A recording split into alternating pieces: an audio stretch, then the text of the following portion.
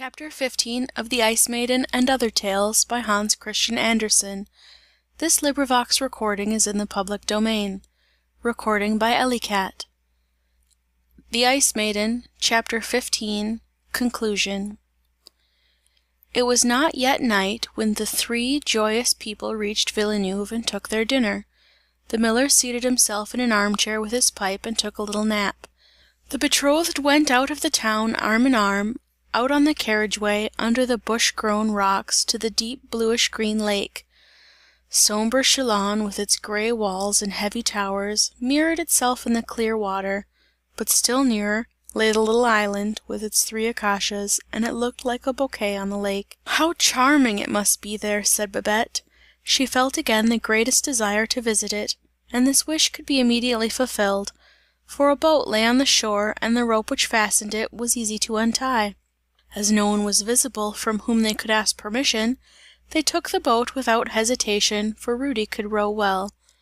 The oars skimmed like the fins of a fish, over the pliant water which is so yielding and still so strong, which is all back to carry, but all mouth to engulf, which smiles, yes, is gentleness itself, and still awakens terror, and is so powerful in destroying.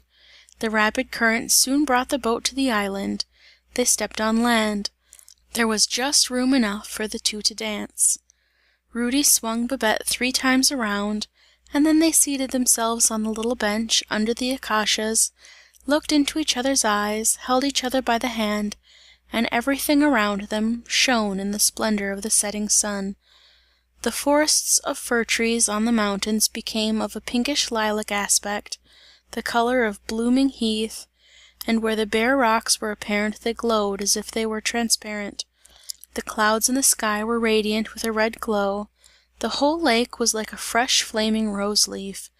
As the shadows arose to the snow-covered mountains of Savoy, they became dark blue, but the uppermost peak seemed like red lava, and pointed out for a moment the whole range of mountains, whose masses arose glowing from the bosom of the earth. It seemed to Rudy and Babette that they had never seen such an alpine glow. The snow-covered Dent du Midi had a lustre like the full moon, when it rises to the horizon. "So much beauty, so much happiness!" they both said. "Earth can give me no more," said Rudy. "An evening hour like this is a whole life. How often have I felt as now, and thought that if everything should end suddenly, how happily I have lived! How blessed is this world! The day ended, a new one dawned, and I felt that it was still more beautiful. How bountiful is our Lord, Babette!" "I am so happy!" said she. "Earth can give me no more!" exclaimed Rudy. The evening bells resounded from the Savoy and Swiss mountains. The bluish black Jura arose in the golden splendour towards the west. "God give you that which is most excellent and best, Rudy," said Babette. "He will do that," answered Rudy. "To-morrow I shall have it. To-morrow you will be entirely mine. Mine own, little lovely wife." "The boat!" cried Babette, at the same moment. The boat, which was to convey them back, had broken loose, and was sailing from the island. "I will go for it," said Rudy. He threw off his coat, drew off his boots, sprang in the lake and swam towards the boat. The clear, bluish grey water of the ice mountains was cold and deep. Rudy gave but a single glance, and it seemed as though he saw a gold ring, rolling, shining and sporting.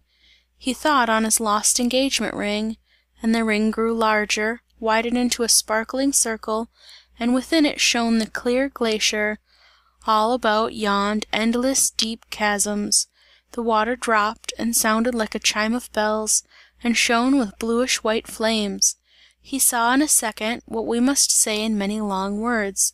Young hunters and young girls, men and women, who had once perished in the glacier, stood there living, with open eyes and smiling mouth. Deep below them chimed from buried towns the peal of church bells. Under the arches of the churches knelt the congregation, pieces of ice formed the organ pipes, and the mountain stream played the organ. On the clear transparent ground sat the Ice Maiden. She raised herself towards Rudy, kissed his feet, and the coldness of death ran through his limbs and gave him an electric shock. Ice and fire. He could not perceive the difference. "Mine, mine," sounded around him and within him. "I kissed you when you were young, kissed you on your mouth; now I kiss your feet, you are entirely mine." He vanished in the clear, blue water. Everything was still; the church bells stopped ringing; the last tones died away with the splendour of the red clouds. "You are mine," sounded in the deep; "You are mine," sounded from on high, from the infinite. How happy to fly from love to love, from earth to heaven! A string broke, a cry of grief was heard, the icy kiss of death conquered; the prelude ended, so that the drama of life might commence; discord melted into harmony. Do you call this a sad story? Poor Babette, for her it was a period of anguish. The boat drifted further and further; no one on shore knew that the lovers were on the island. The evening darkened, the clouds lowered themselves, night came. She stood there, solitary, despairing, moaning. A flash of lightning passed over the Jura mountains, over Switzerland and over Savoy. From all sides flash upon flash of lightning, clap upon clap of thunder, which rolled continuously many minutes. At times the lightning was vivid as sunshine, and you could distinguish the grapevines; then all became black again in the dark night.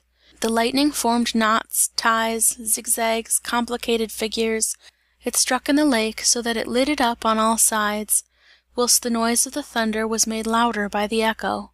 The boat was drawn on shore; all living objects sought shelter. Now the rain streamed down. "Where can Rudy and Babette be in this frightful weather?" said the miller. Babette sat with folded hands, with her head in her lap, mute with sorrow, with screaming and bewailing. "In the deep water," said she to herself, "he is as far down as the glaciers." She remembered what Rudy had related to her of his mother's death, of his preservation, and how he was withdrawn death like from the clefts of the glacier. The Ice Maiden has him again. There was a flash of lightning, as dazzling as the sunlight on the white snow. Babette started up; at this instant the sea rose like a glittering glacier. There stood the Ice Maiden, majestic, pale, blue, shining, and at her feet lay Rudy's corpse. "Mine!" said she, and then all around was fog, and night, and streaming water. "Cruel!" moaned Babette, "why must he die, now that the day of our happiness approached? God, enlighten my understanding, enlighten my heart! I do not understand thy ways; notwithstanding all thy omnipotence and wisdom, I still grope in the darkness." God enlightened her heart. A thought like a ray of mercy, her last night's dream in all its vividness flashed through her; she remembered the words which she had spoken; the wish for the best for herself and Rudy. Woe is me! Was that the sinful seed in my heart? Did my dream foretell my future life? Is all this misery for my salvation? Me, miserable one! Lamenting she sat in the dark night; in the solemn stillness sounded Rudy's last words, the last ones he had uttered. "Earth has no more happiness to give me." She had heard it in the fullness of her joy; she heard it again in all the depths of her sorrow. A couple of years have passed since then. The lake smiles, the coast smiles, the vine branches are filled with ripe grapes, the steamboats glide along with waving flags, and the pleasure boats float over the watery mirror, with their two expanded sails like white butterflies. The road to Chillon is opened, it leads into the Rhone valley.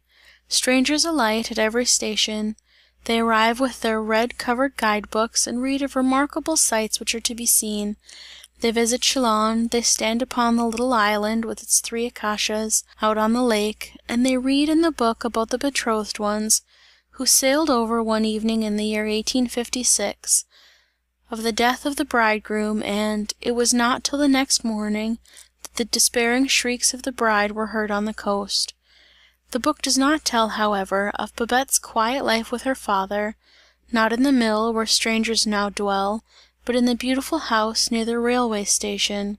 There she looks from the window many an evening and gazes over the chestnut trees, upon the snow mountains, where Rudy once climbed. She sees in the evening hours the alpine glow; the children of the sun encamp themselves above, and repeat the song of the wanderer, whose mantle the whirlwind tore off and carried away; it took the covering, but not the man. There is a rosy hue on the snow of the mountains; there is a rosy hue in every heart, where the thought dwells, that "God always gives us that which is best for us, but it is not always revealed to us, as it once happened to Babette in her dream." CHAPTER XVI.